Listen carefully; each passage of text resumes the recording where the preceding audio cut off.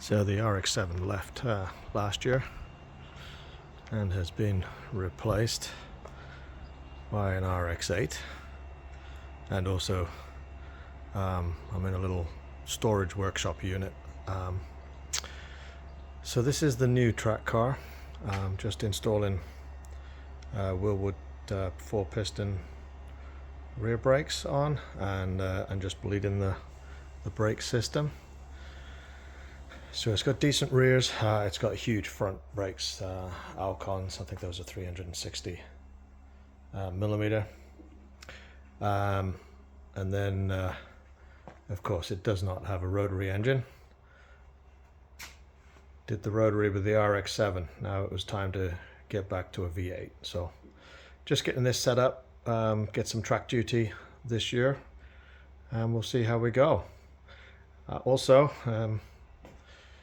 my little Westfield is in here.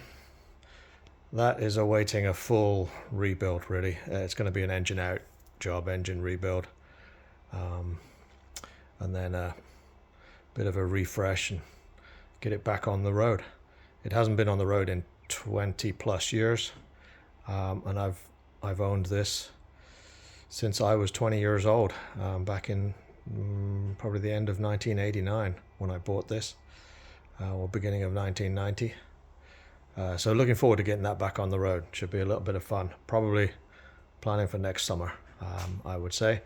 And this summer it's to enjoy this on some track days.